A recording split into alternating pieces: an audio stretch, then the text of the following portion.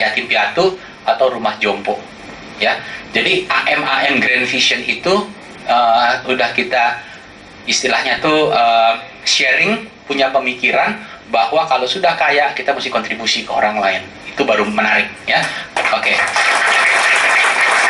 Nah, teman-teman sekalian, bagi Anda yang di sini mungkin merasa, ya gua kan belum kaya. Gimana nih Pak Wisri supaya bisa kaya? Oke, ada 3 jalan teman-teman ya. Ini menurut Pak Teddy Rahmat. Yang pertama, ya, Anda harus punya daya ungkit, istilahnya leverage. Contoh nih orang kaya ya, yang punya franchise McDonald, KFC, Starbucks gitu kan. Kaya nggak mereka? Kaya banget, betul nggak? Yang namanya Howard Schultz itu di mana? Di Seattle kan dia ya. Tapi kan dia nggak ngurusin tokonya yang di Grand Indonesia. Tapi setiap kali Anda beli satu cafe latte di Grand Indonesia, dia dapat duit nggak? Itu yang namanya leverage, teman-teman. Ya, bakmi GM, ya, Esteller 77, Alfamaret, Grup Lipo nih contoh nih, ya. Dia punya 7 rumah sakit, 4 di Indo, 3 di luar negeri, punya mall, ya. Ini semua orang kaya nggak? Orang kaya. Terus hubungannya sama kita apa, Pak Wisri? Ya kan? Hubungan sama kita, Anda kalau bisa lihat, ya, Business Pro tuh punya leverage yang luar biasa. Anda bisa ngebayangin nggak kalau Anda punya 5.000 agen seluruh Indonesia? Wih, dahsyat bener ya. Jadi teman-teman sekalian, pada saat Anda lagi tidur, agen Anda juga sedang berjuang untuk siapa? Bukan untuk Anda, untuk family-nya dia, untuk keluarganya dia. Tapi Anda dapat.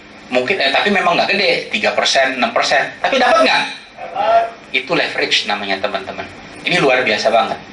Ya, jadi kalau Anda yang duduk pada pagi hari ini terus ngelihat, waduh, bisnis pro mah begini-begini doang, gue mah jualan doang. Jangan begitu, cepet-cepet dong jadi AM.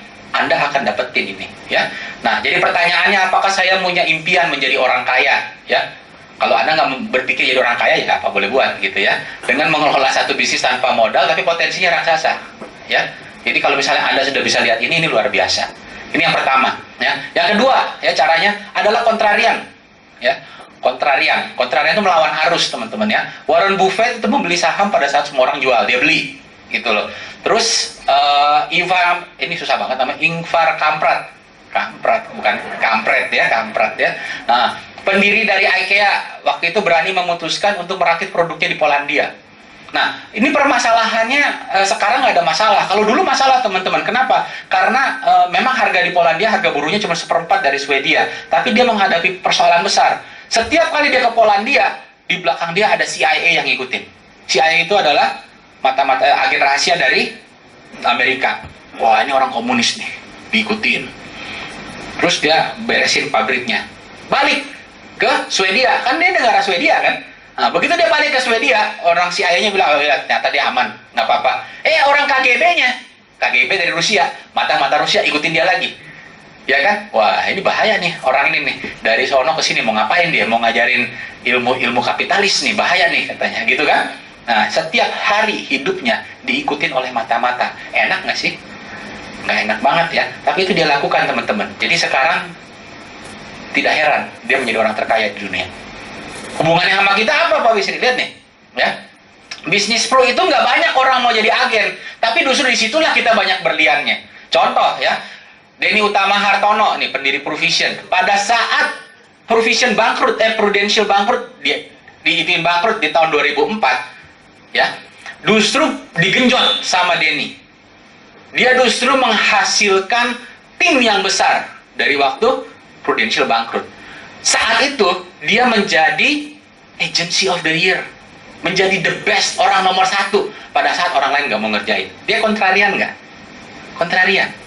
Nah, teman-teman sekalian, mungkin banyak di antara Anda yang tidak, itu maksudnya apa nih Pak Wisri? Tapi saya yakin kalau saya ketanya begini, pasti Anda akan kena. Pasti tahu ya.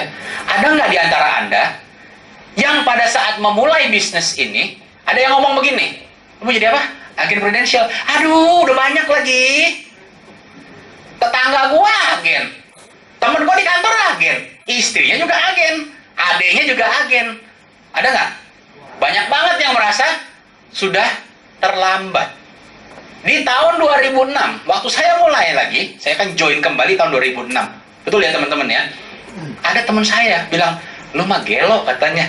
Lu kalau mau kerjain waktu itu dong, 2001 ngapain lu join lagi 2006? Ya kan? Lu mendingan kerja lagi yang lain wis. Masih banyak tuh tambang lagi bagus.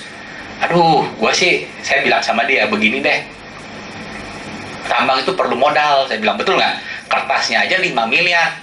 Kertas maksudnya, izin doang gitu kan. Yang ini tanpa modal, betul nggak teman-teman? Ya, jadi gue ngelihatnya tanpa modalnya aja. Dan penghasilannya bisa gede nggak? Gede.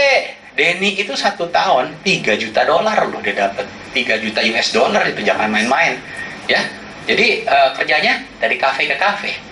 Ya kan, masih ikut yang namanya PBS, pasukan bangun siang.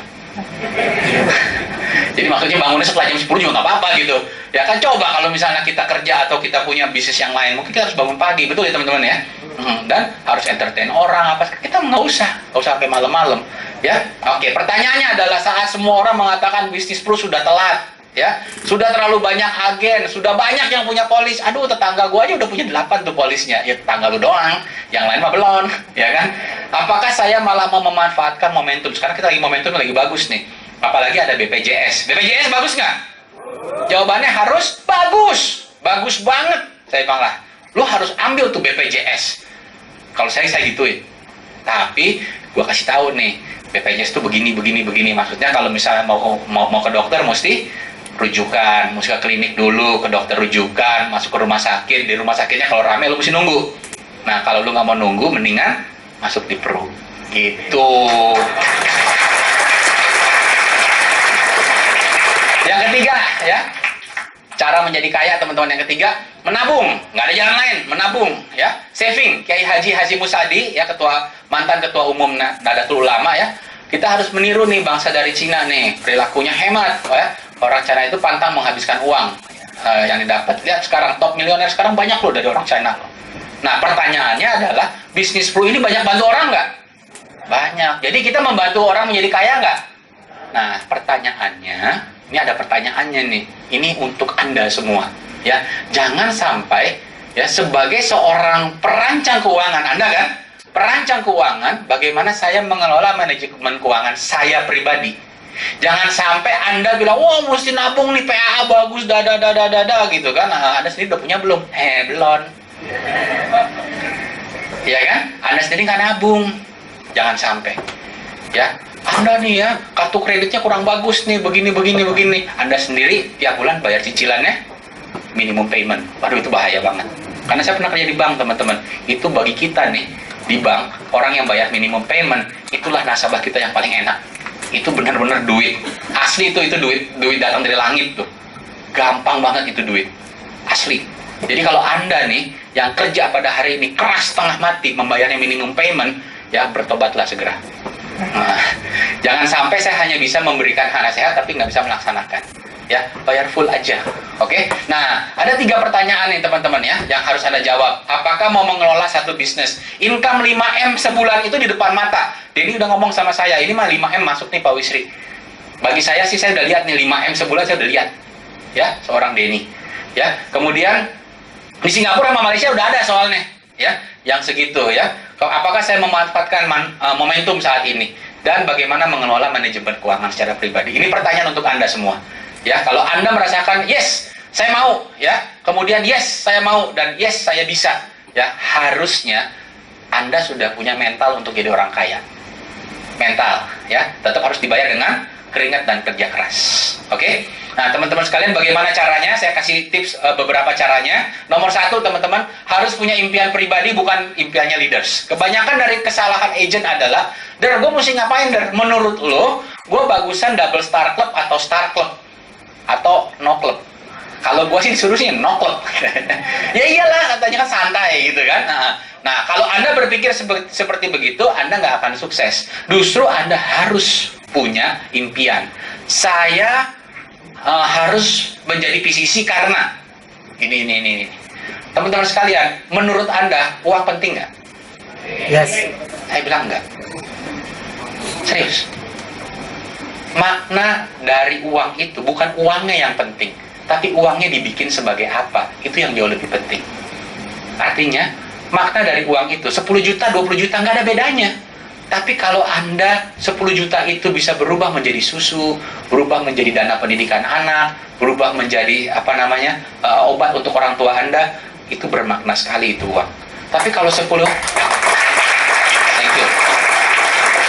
Tapi kalau uang itu Anda dapatkan 10 juta, Anda belikan dada, belikan narkoba, ya kan, belikan sesuatu yang tidak mestinya gitu kan, yang nggak ada gunanya itu uang, gitu loh. Jadi uang punya makna, itu baru berguna untuk kita.